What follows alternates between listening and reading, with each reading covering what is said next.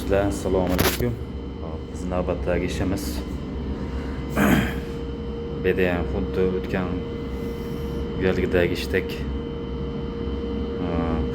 polietilen turbalarini mana shularni polni короче kesiladi.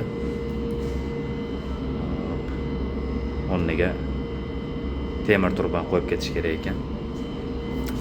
Mana bu 130likka nержавейкаga alishtirishimiz kerak. Polni mashxonani ichidagi plastmassa turbani. Mana utuplyatni ichida ham plastmassa turba, buni ham temir turbaga alishtiramiz. Bu tomonimizda mana bu drenaj.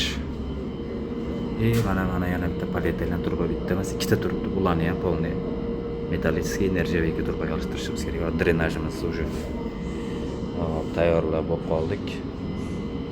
Joy tugonlatish qoldi. Xohlasa ish jarayonini qo'yib turamiz. Qo'llab turinglar. Bu ham qaysidir bitta katta zdaniyani isitish tizim joylashgan.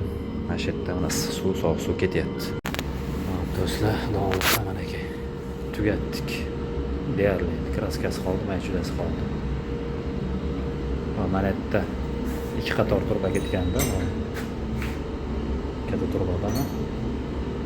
Bu agar ikki qator ashxolotda qolgan bo'lganda, mana u joydagi mana kranlar, datchik, manometrlarni agar mabodo ishga nosoz bo'lib qoladigan bo'lsa, uni alishtirish imkoni bo'lmas ekan. Qanday qo'yib ketgan oldingilar, xullas biz o bittasini kesib olib tashlab turib, mana tomonga ko'chirdik mana aka. Bemalol endi ishlatsa bo'ladi. Izimizga ish ko'paydi, zato oson bo'ldi. O'zimizga kiyim turbalarni yig'ib olish ham bunaqasi chiqarib yubordik. Bitta teshik kraska ishlari ketyapti hozir. Mana aytalik katta plastik turbamizni o'rniga nержавейкаdan qo'yganmiz.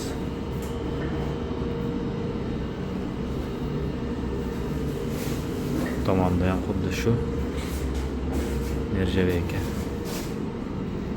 Ikkita chiqib ketdi. Drenajimiz.